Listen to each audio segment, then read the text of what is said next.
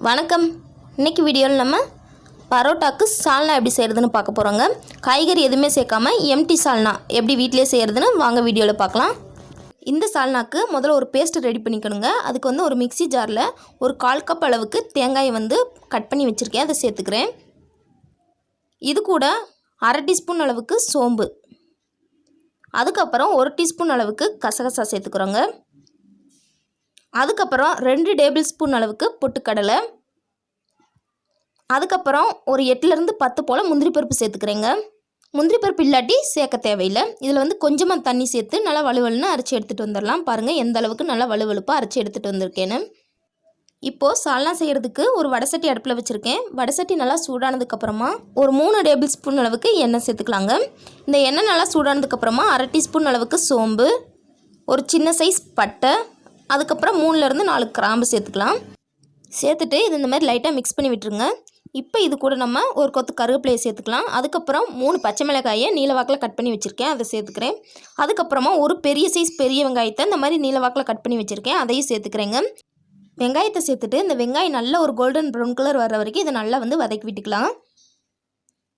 வெங்காயம் இந்தளவு நல்லா கோல்டன் ப்ரௌன் கலராக வந்ததுக்கப்புறமா இப்போ இது கூட நம்ம கொஞ்சமாக புதினா இலைகளை ஆஞ்சி வச்சுருக்கேன், அதை சேர்த்துக்கிறேங்க.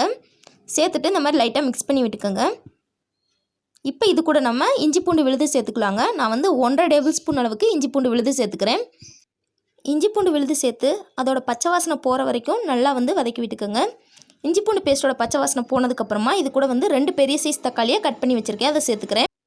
அதுக்கப்புறமா தக்காளி சீக்கிரம் வதங்கணும் அப்படிங்கிறதுக்காண்டி கொஞ்சமாக உப்பு சேர்த்துக்கிறேங்க. சேர்த்துட்டு இந்த தக்காளி நல்லா மசிகிற வரைக்கும் இதை நல்லா வதக்கி விட்டுக்கலாம். தக்காளி இந்தளவு நல்லா மசிஞ்சு வதங்கினதுக்கப்புறமா இப்போ இந்த சால்னாக்கு தேவையான மிளகாய்த்தூள் எல்லாம் சேர்த்துக்கலாங்க. ஃபஸ்ட்டு ஒரு 1/4 டீஸ்பூன் போல் மஞ்சள் தூள் சேர்த்துக்கலாம். அதுக்கப்புறம் 1/2 டீஸ்பூன் அளவுக்கு கரம் மசாலா, அதுக்கப்புறம் 1 டீஸ்பூன் அளவுக்கு தனி மிளகாய்த்தூள், அதுக்கப்புறம் 2 டீஸ்பூன் அளவுக்கு தனியாத்தூள் சேர்த்துக்கலாங்க. உங்கள்கிட்ட இந்த மசாலாலாம் இல்லை அப்படின்னா சிக்கன் மசாலா, கடையில் ரெடிமேட் சிக்கன் மசாலா விற்குள்ள அது கூட வாங்கி சேர்த்துக்கலாங்க. சேர்த்துட்டு இந்த மசாலாவோட பச்சை வாசனை போகிற வரைக்கும் நல்லா மிக்ஸ் பண்ணி விட்டுக்கோங்க. இந்த மாதிரி நல்லா மிக்ஸ் பண்ணி விட்டுட்டு இது கூட கொஞ்சமாக தண்ணி சேர்த்து இந்த மசாலாவோட பச்சை வாசனை போகிற வரைக்கும் நல்லா கொதிக்க விட்டுருலாங்க. பாருங்கள் எண்ணெயெல்லாம் நல்லா பிரிஞ்சு மசாலாவோட பச்சை வாசனையெல்லாம் போய் நல்லா கொதிச்சு வந்துருச்சு. இந்த ஸ்டேஜில் நம்ம ஏற்கனவே அரைச்சி வச்சுருக்கோம் பார்த்தீங்களா, தேங்காய் பொட்டுக்கடலை எல்லாம் போட்டு ஒரு பேஸ்ட்டு, அதை வந்து சேர்த்துக்கலாங்க. கூட கொஞ்சமாக தண்ணி சேர்த்து இந்த மிக்ஸி ஜார் அலசி உள்ளே சேர்த்துக்கலாங்க. சேர்த்துட்டு இதை நல்லா மிக்ஸ் பண்ணி விட்டுறலாங்க. மிக்ஸ் பண்ணி விட்டுட்டு மறுபடியும் வந்து இதை நல்லா கொதிக்க விட்டுறலாங்க. இது வந்து நல்லா கொதித்து வரணும்.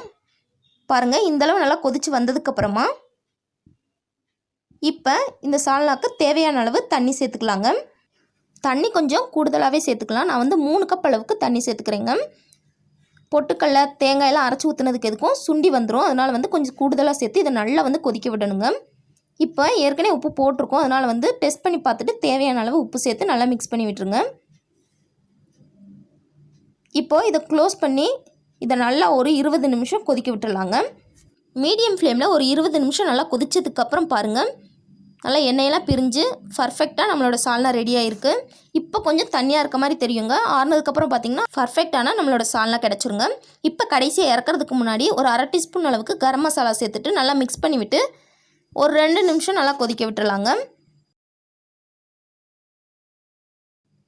2 நிமிஷம் இந்த மாதிரி நல்லா கொதிச்சு வந்ததுக்கப்புறமா ஸ்டவ் ஆஃப் பண்ணிவிட்டு அப்படியே சூடாக சர்வ் பண்ணலாங்க. ரொம்ப அட்டகாசமாக இருக்கும். இந்த எம்டி சால்னா பரோட்டாக்கு மட்டும் இல்லாமல் சப்பாத்தி, தோசை, இட்லி எல்லாத்துக்குமே ரொம்ப அட்டகாசமாக இருக்குங்க. கடைகளில் கிடைக்கக்கூடிய அதே மாதிரியான சூப்பரான டேஸ்டியான நம்மளோட சால்னா ரெடி ஆயிடுச்சு. கண்டிப்பாக இந்த சால்னா ரெசிபியை நீங்களும் உங்கள் வீட்டில் ட்ரை பண்ணி பார்த்துட்டு எப்படி வந்துச்சு அப்படிங்கிறத மறக்காமல் கீழே கமெண்ட்டில் சொல்லுங்கள். இந்த வீடியோ உங்களுக்கு பிடிச்சிருந்தா லைக் பண்ணுங்கள், ஷேர் பண்ணுங்கள், மறக்காமல் நம்ம சேனலை சப்ஸ்கிரைப் பண்ணிக்கோங்க. தேங்க்ஸ் ஃபார் வாட்சிங்.